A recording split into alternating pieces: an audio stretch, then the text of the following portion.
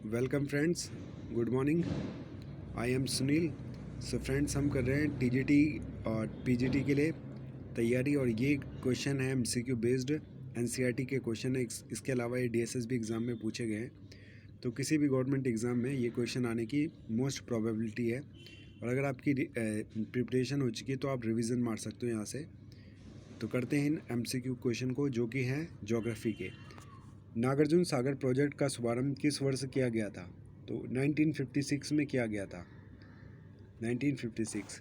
अब इसको सही सुमेलन करना है, इसको मिलाना है।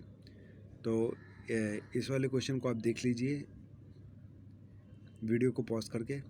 नेक्स्ट क्वेश्चन है, भारतीय क्षेत्र में हवाएं बहती है तो उत्तर पूर्वी दिशा में, ठीक है, नॉर्थ ईस्ट की साइड में, ठीक है। ये इसका सही आंसर था।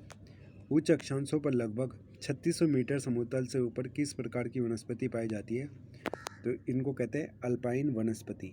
कौन सी? अल्पाइन। सर्बस्काम पे पाया जाता है, जो 4th में लिखा है, जहाँ पे गर्म एरिया होता है, झाड़ियाँ जो होती है। और पेरिनाइल्स, घास, टुंड्रा वनस्पति, ये अलग अलग जगह पाई जाती है।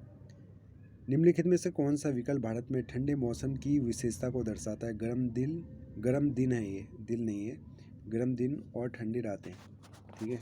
ये ठंडे मौसम की विशेषताएं हैं, ऐसा नहीं कि ठंडे दिन होंगे। राज्य में जनसंख्या का घनत्व अधिक होता है, सबसे अधिक है किसमें? यूपी में। यूपी में जनसंख्या घनत्व सबसे ज़्यादा है, लगभग 24 करोड़ जनसंख्या यूपी की है वर्तमान में। भारत का एकमात्र सक्रिय ज्वालामुखी कौन सा है? बैरन, जो कि कहाँ पे है? आपके अंडमान निकोबार आइलैंड पे है, ठीक है। ये एक्टिव वॉल्केनो है इंडिया में। सही विकल्प का चयन करें। कोकोस प्लेट मध्य एशिया और प्रशांत प्लेट के बीच में स्थित है, इसका आंसर 3 है। खगोलीय एस्ट्रोनॉमिक इकाई में सूरज से दूरी कितनी है, अर्थात पृथ्वी से औसत मध्य दूरी क्या है, ठीक है। पृथ्वी से औसत मध्य दूरी कितनी है सूरज की? तो ये आपका देख लीजिएगा, सैकड़ा, हज़ार, 10,000, लाख, 10 लाख, करोड़। 1,49,59,59,000, ठीक है। 5 सैकड़ा, हज़ार, 10,000, लाख, 10 लाख, करोड़, 10 करोड़। ये है 14 करोड़ 95,98,000। इतनी किलोमीटर दूरी है, जो एवरेज क्या है हमारी सन से लेके और अर्थ की जो डिस्टेंस है वो कितनी है? 14 करोड़ 95 लाख। हमें ध्यान रखना है। नेक्स्ट क्वेश्चन पे चलते हैं। क्वेश्चन नंबर है 31। महानदी डेल्टा के दक्षिण की ओर झील है, तो चिल्का झील, जिसको खारे पानी की झील भी कहते हैं, और ये उड़ीसा में है। प्रकाश वर्ष समय की माप है, ना कि दूरी का नहीं। गलत है, प्रकाश वर्ष दूरी की माप है, ठीक है। जो प्रकाश वर्ष है वो दूरी की माप है, जिसे हम सन की दूरी नापते हैं, ठीक है, दूरी का नहीं। तो ये दूरी की माप है प्रकाश वर्ष, लाइट ईयर जिसको हम कहते हैं। निम्नलिखित में से किस की काल अवधि सर्वाधिक लंबी होती है? तो जो कल्प होता है, जैसे युग हो गए, युगांतर हो गए, काल, ठीक है। ये भी मेजरमेंट करने की किसको? टाइम को। जैसे हमारे एक दिन होता है, दिन में सेकंड होते हैं, तो कल्प सबसे बड़ा होता है, ठीक है। कल्प सबसे बड़ा होता है, युग से भी बड़ा। युग कौन सा? जैसे अभी ये युग चल रहा है, कलयुग। मखरला लैटराइट मिट्टी का प्रमुख भाग में पाया जाता है, कहाँ पे? पश्चिमी तटवर्ती क्षेत्र में पाया जाता है। ये कहाँ पे? पश्चिमी तटवर्ती क्षेत्र में पाया जाता है, इसका सही आंसर है जो लैटराइट मिट्टी है।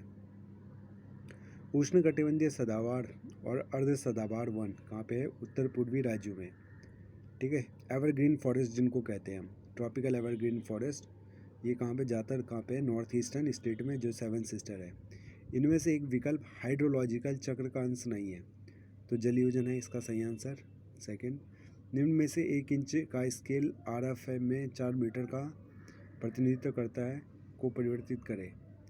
तो RF 1.1253440, ये इसका रेशो है, ठीक है।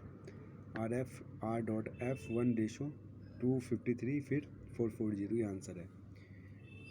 सही विकल्प का चयन करें। कर्क रेखा पश्चिम में कच्छ और पूर्व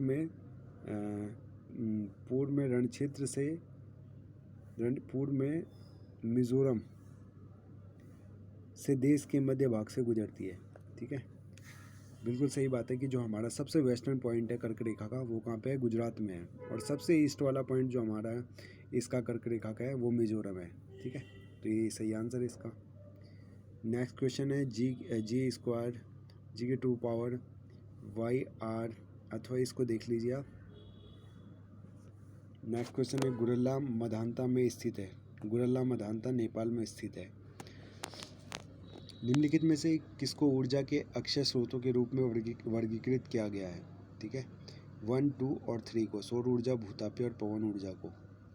जो अक्षय ऊर्जा है, ठीक है, जो हमें किससे प्राप्त हो रही है, हमें अर्थ से, जैसे जो रिन्यूएबल है, जिसको हम दोबारा यूज़ कर सकते हैं, जिसको बनने में रोज़ बनती है ये चीज़ें। तो सोलर एनर्जी हो गई, जियोथर्मल एनर्जी हो गई और विंड एनर्जी हो गई। ठीक है, जबकि जो प्राकृतिक गैस है, नेचुरल गैस है, इसको बनने में लाखों वर्ष लगते हैं और ये नॉन रिन्यूएबल नहीं है। और ये कि सारे के सारे क्या हैं, ये रिन्यूएबल रिसोर्स है, इनको हम दोबारा यूज़ कर सकते हैं। तो ये 1, 2 और 3 इसके सही आंसर है। इसके बाद अगला क्वेश्चन देखते हैं नेक्स्ट वीडियो में।